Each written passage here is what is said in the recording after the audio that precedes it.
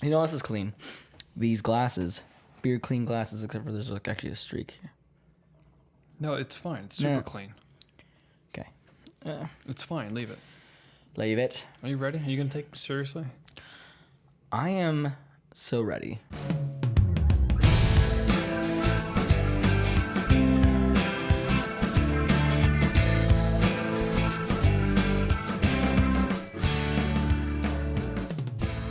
Welcome back, Beerlievers, to the Don't Stop Beerlieving podcast. That is Michelangelo. I am Christopher. Thanks for joining us today. We really appreciate it. This is episode 7. I can't believe it's episode 7 already. Thanks for joining us, everyone. As always, we appreciate the support of the podcast. Thanks for listening. Please subscribe below and ring that bell for notifications about future episodes. Like us on Facebook, follow us on Instagram. And as always, we want to hear your comments at don'tstopreelieving@gmail.com. So right into it here, episode 7. We have a lot to talk about. We're going to get into kind of the, I guess, the beginner's guide to tasting beer, to opening up a beer for the first time and being able to talk about it and express what you get from it with the tasting notes and everything that comes along with that. And again, I'm lacking words for that because I literally don't know much, but Michael's going to explain all that for us here today. Sure. Anything interesting happened in your life recently? Recently. No. I mean, I've been playing around with my recipes because we're coming up. Homebrew recipes. Okay.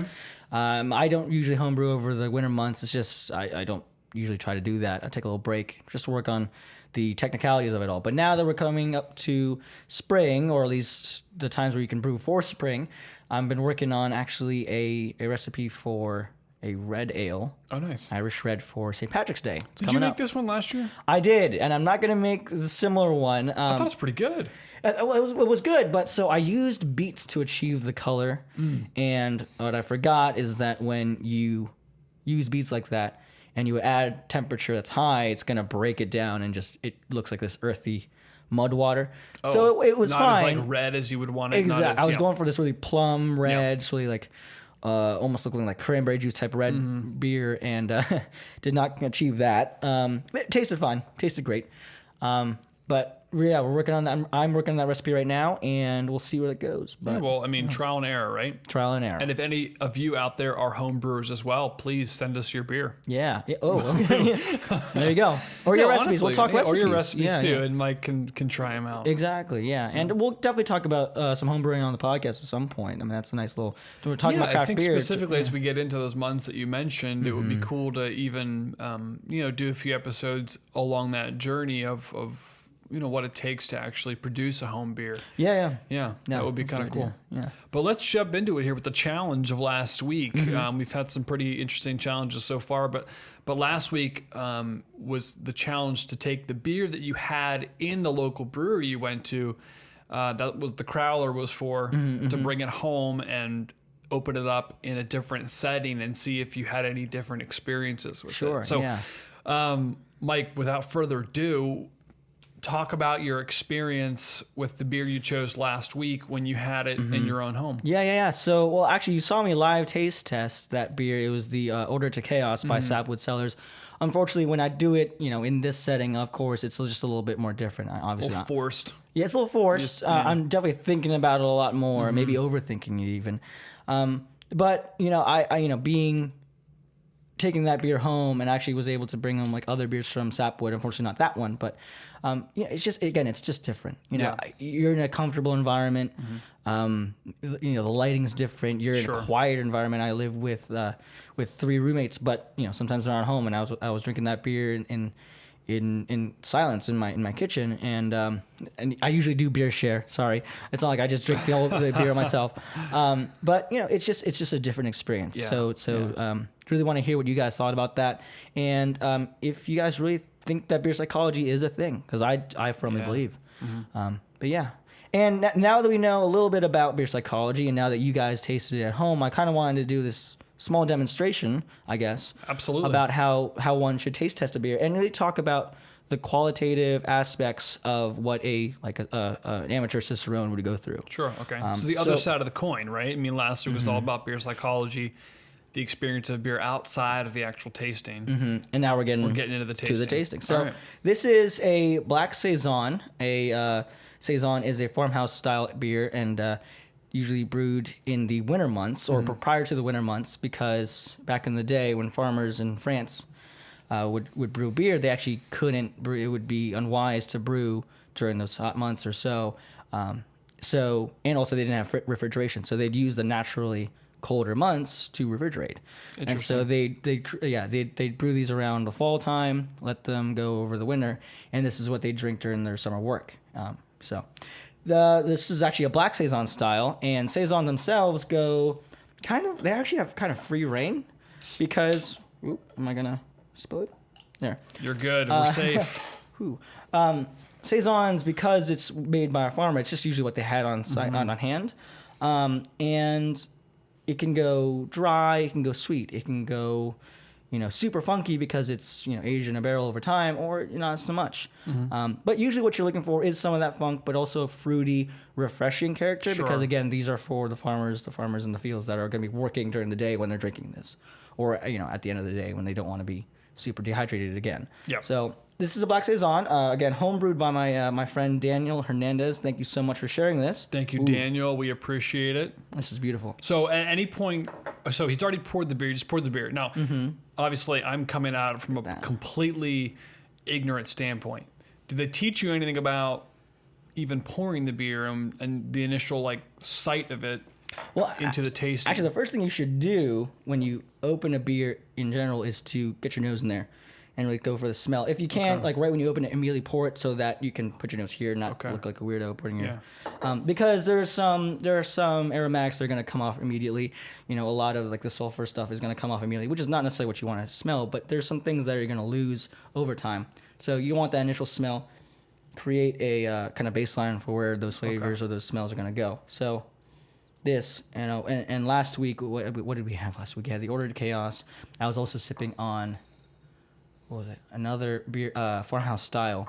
This is reminding me just of that. Yeah. Definitely. Horse blanket is a phrase you use. Hey, look at you! Yeah. You guys are. I'm learning things.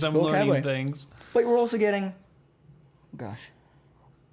I mean, again, plum. Definitely like a fruity, kind of almost banana ester to it. Clove. So, what I like to do is right when I establish where I think the beer is aromatically, that's when I go for the taste. When it's still on my sensors, on my nose sensors, I want to add the compound kind of the experience by putting it right in my mouth. Right there. Okay, so this is a drier beer.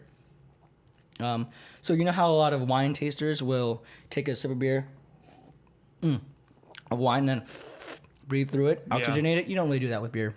Interesting. You don't do that with beer, really. Well, why do you do it with wine?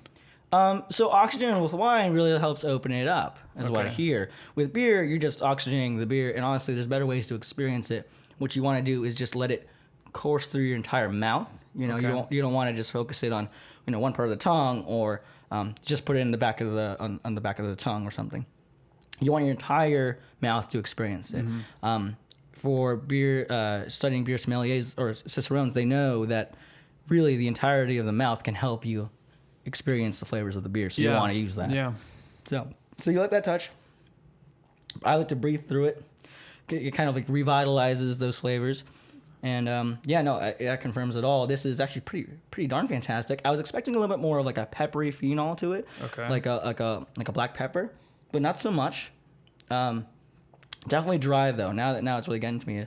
My tongue is starting to dry out. Does dryness equate to non-sessionableness, if that's even for me a word? But if it's really going to dry your mouth out, is that something that's not as appealing? It's more about a course of time. Yeah. So in terms of the definition of sessionable, technically not. I do like to throw in, heaviness or just kind of it's not attractive in my mouth as part of sessionable. Yeah. But honestly, it's really sessionable. It should be just about ABV.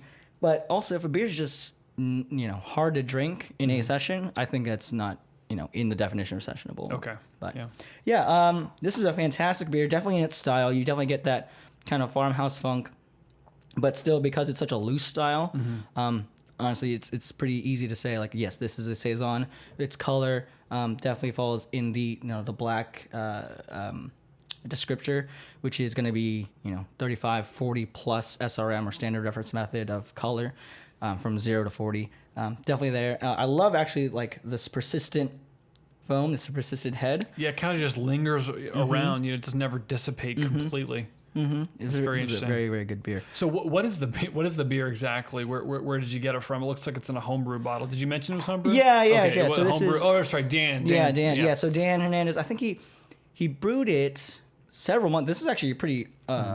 He's actually brewed since then. He brewed a Festivus beer, and before that was this beer. So this has actually been probably mellowed out for a bit, which is again true to style, right? Because it's supposed to be chilling for over the winter months. This is a fantastic in-style beer, a fantastic homebrew.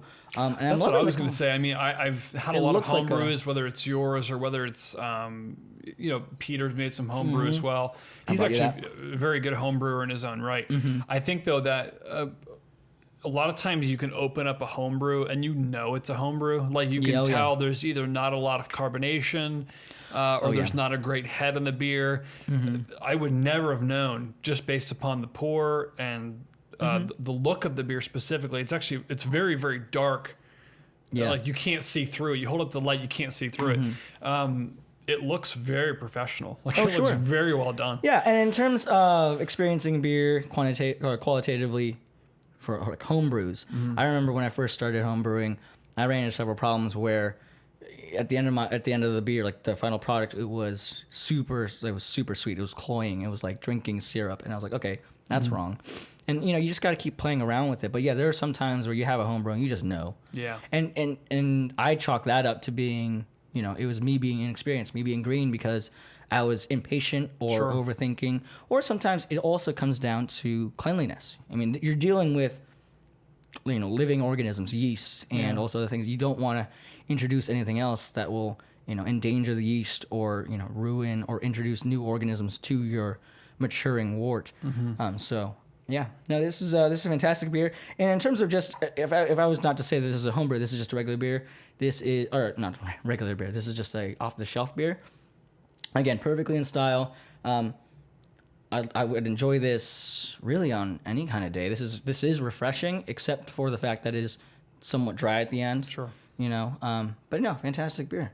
Can you talk a bit about some of those things you mentioned in more detail, like the cicerone terms and all that? Yeah, I mean, like in style, how can you take a beer that obviously if it says it's a stout, sure, but how can you identify it as in style for a stout or in style for a wheat beer or in style for like how what are the aspects of it that you were able to tell indicated it was in style?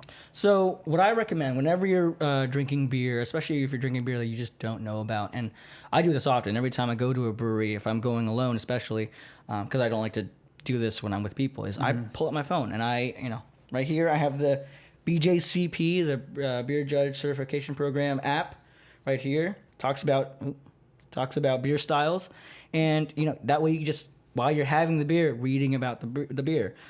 And throughout my 2 years of studying beer now I just know, like, okay, this is in style because saisons are defined as this. Yeah. Stouts are defined as that. If you're just getting started or you just want to know more, definitely download the app and read while you're drinking. Again, you're just associating descriptors and you're starting to learn more about your beer. Yeah, that makes perfect sense. Well, obviously, in regard to the challenge, Michael mentioned to let us know what you thought of that. As well, I would say we'll obviously get into the challenge for this week, but if you guys have any personal, tips or personal, ways you like to enjoy a beer as far as the initial tasting of it, the analysis of that beer, let us know what you guys do. Because at a certain point, from my perspective, I think that beer can be enjoyed a lot of different ways, and you can enjoy it the way Michael just enjoyed it. But you can also crack it open and just throw it back, and if that's your thing, that's your thing. And on that, some people are like, "Oh man, you're so snooty about beer." Or, sure. You're being a little pretentious. I mean, yes, if you read it that way, but if you read it as I'm trying to appreciate what I'm drinking a little bit more, then you have to remember that that's a noble thing to learn more about your craft. of course, I would never, again, like I said, I wouldn't do this in a group of people, or at least wouldn't try to, or I would do it quietly to myself. I wouldn't pull out the app and read about beer while I have friends around me. But, when you're drinking and you're doing your research, this is totally a fine thing to do, and it's a very fine thing to do. Don't be scared about these stigmas of being a beer, a snooty beer critic or some millennial. Beer snob. That beer snob I get a lot. So people are going to call you that, but it's totally fine to know a little bit more about what you like. Yeah, stick to your guns. I mean, at the end of the day, it's an art, it's a craft, right? It should be appreciated the way that it's meant to be appreciated. And there's nothing wrong with expressing your thoughts and opinions and analysis of a certain beer, the way that the industry, lays out for us. It's just, it's common decency in some ways to give it the respect that exactly. That's a really good way to put it. So yeah, absolutely, yeah. All right, so I did allude to this several episodes ago, and I think we've skipped it a couple times, but Chris wants to get back to one of his favorite segments so far. Yes. Oh, boy. It is time for Tripel B Take 2. So we have another set of 2 beers that we actually picked up today when we were at Whole Foods. So the idea behind this segment, obviously, we're going to give Michael 2 different types of beers that are similar in style, blindfold him, and see if he can guess which one's which. Is which. So, and a little bit of a disclaimer, because of last time when we did this, and episode 3, gosh, really 3? I think it was 3, yeah. 3. So long ago. We did use beers that may not have been so accessible to the everyday person, the everyday listener. And so this one, we want to kind of rein it back in and say, and kind of give the challenge out to you guys too, because we chose 2 widely distributed beers. We chose Sierra Nevada's Pale Ale and Dale's Pale Ale, which are fantastic beers and actually very similar. I've had both of them, I will say that, but I'm a little worried. I think this is going to be, well, we've only had 2 episodes of this, but it's going to be his toughest challenge yet. Okay. To get both of these. So let's do it. Okay, so we got our 2 beers here. We got our Dale's Pale Ale, and we have our Sierra Nevada Pale Ale. So what we'll do is I'll ask Michael to blindfold himself now. Oh boy. Yes, put the blindfold on. Gotta go get the blindfold. And I will pour a little bit of each beer into a glass, and we'll see what we can come up with. I think every time we choose a different blindfold, which is totally fine. Maybe we can have the listeners create a blindfold for me that's chock full of beer blindfold. Beer. Don't stop Beerlieving blindfold. That's what we need. That's what we need. Alliteration. All right, you can't see, right? I cannot see at all. I am like the daredevil. I'm being bad. I'm not like tilting the glass or anything. I'm just pouring it straight in. I can't see. I really can't see. Yeah, but like, should I? I can't comment. Yeah. You look great. I'm sure the beers look great too. No, I promise. I'm going to remember which beer is which this time. Yes, please. Everyone hold him accountable. We don't want to have to play this back and figure out that I was actually wrong, because I'm going to be right. I need to find a mechanism. No. I'm just going to put my hand right here. I need to find a mechanism to remember ready. Which beer is which here. I'm ready to receive beer into my hand. Also, am I like near to the microphone? You're fine. I don't want to hit it when I go in. Well, you might hit it. Okay, I'll go here. I'll put him over there, so I'll put it like towards you. Just put my... All right, so everybody, we have the Dale's Pale Ale right here. Guys, my heart's racing. And we have the Sierra Nevada Pale Ale here. I can hear them. Now, by the look of it, Michael, not to delay this, but by the look of it, you can tell these beers look very similar. No. Obviously, one of them is probably a bit hazier than the other. We'll see if Mike can pick up on which is which here. I'm probably going to be using the same descriptors. What should we start him with? La la la la la. Oh, this is actually covering my nose, so I can't be able to Let's smell start him with this one. This one over here. I can smell now. Okay. All right, Mike. Here we go. First beer. So actually, really quick, beer tasting tip for those who like to smell the beers before you taste them. If you feel like your sensors are overloaded or not picking up on things, sniff like your arm, sniff something on you, because your body will kind of reset. It knows your scent, so it will just reset. So stick your nose into your armpit and take a big whiff. That's what I'm doing. Pro tip, smell yourself. Oh my God. I'm not gonna be able to do this. You can do this. I can do this. I guess. You can do this. This smells like current. What doesn't help is that this scarf is The my cloth scarf, smells like and something. it smells like me. So it's just like. Oh, he's trying really hard. He's diving into this. He's giving it all he's got. I did 2 different smell. Here we go. I'm just gonna go in because I can't. Go in. All right, take his first sip here. Oh wow. Yeah. Very easy to drink. Okay. Sweeter than I thought it was gonna be, but I remember these are pale ales and not IPAs, and I forget what a pale ale is like these days because I just don't have the standard American pale. There's the hop bitterness towards the end. Lighter carbonation than I was expecting, but no, overall very good beer. Okay. Hop sticks around. I can't tell what kind of hops they're using. Is that an indication of the pale ale style in general? Is it something that's maybe a bit more masked by the Yeah, by the well, style? American pale ales is just, if you think about it, APAs versus IPAs. IPAs are going to have a higher bitterness quality to them, but honestly, there's a lot of overlap these days because like American pale ales are just trying to knock those up. Yeah. And where's the other one? Okay, the other one is right Over here. Where Beer are you? number 2 going in. Hooah. Viewers, listeners. Well, I guess listeners, you don't know which one's which, but viewers, you know which one's which. This is beer number 2. Oh, a lot more of a reserve. I didn't get anything. Not getting anything. Oh. He's failing miserably. I hope that I'm not my nose isn't shot already. I'm just gonna go for the taste here. No, the reason he's had both of these, right? So whether it's a long time ago or not, I think that has to be the indication to him, right? He's got to think back on that memory. And additionally, he needs to think, about the style of each of these beers. He obviously knows the brands pretty well. So, what about Sierra Nevada is going to stick out to him when he tastes each of these? What about Dale's Pale Ale is going to stick out when he tastes each of these? What indication is he going to get from the tasting and the smell that might link it back to the actual brand? Okay, this one's a lot more bitter up front. This one's a lot more reserved in terms of what we're doing right up front.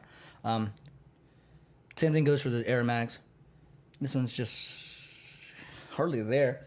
It's because it's been open and it's in a taller glass. It's already kind of dissipated, but I'm not getting a whole lot in aromatics. I could also be very numb right now in terms of my nose because I've been constantly going in for the smell. But honestly, if he gets this, I'll give him $100. Actually, I can't say that. I'm not going to give him $100. Golly, this one's so much more reserved than this one. And fun story, Sierra Nevada's American Pale Ale was a spearhead for the style. Back in, I think, in like the 80s or something, they were kind of people were going crazy with the fact that it had a certain amount of IBUs, like I think it was like 30 to 40 at that point. And people were like, "Oh, that's so high," and they were pushing the envelope for this style. And now, they're like pale. nothing. Yeah, well, that's nothing. Yeah. And now you have like IPAs, double IPAs, triple IPAs, where I think we've had this conversation already. We talked about it in the first episode. Yeah. So I want to say, this is going to be the Sierra Nevada, and this is Oscar Blues. That is correct. Oh my God! Are you serious? That is correct. Oh my goodness. That is the Sierra Nevada. That is the Dale's Pale Ale. That's hilarious, Yeah, well guys. Done. Well done. Guys, and I'm sorry I didn't use a whole lot of descriptors this time around. And Chris was very right about it, is that I was totally going back to what I experienced before with these beers and the history that I know that this is very much well in style, but just so tame to the beers that are coming out these days. If you ever had Dale's Pale Ale, it's by Oscar Blues. It's a great beer. It's a great beer. It's solid. Have you seen that? There's a variety pack out. I don't know if it's still out these days, but an IPA variety pack. All of them are really good, and this one's part of it, even though it's just a pale. Definitely try it. Let me know what you guys think about the challenge and try it yourselves. Yeah. Honestly, this one was a tough one. Go home and try it. And come up with better descriptors than me because I didn't really have any. I was like, hey, but at the end of the day, you got it correct. So there you go. Yeah, that was a lot of fun. My heart, I think my heart's racing right now. My heart's. Mike's got. He's got 2 badges. He's got 2 badges now. He's got the Christmas, or no, it was the. Oh gosh, what was 2 beers last time were what? I forget. I think they were both. Were they IPAs as well? They couldn't have been. Well, we'll put them up there. Boom. Yeah. Boom. Boom. They're up there. And now he's got Dale's Pale Ale Badge And Sierra and Nevada. Sierra Nevada Pale Ale Badge. Mike, well done. Thank you, sir. Congratulations. Oh my gosh.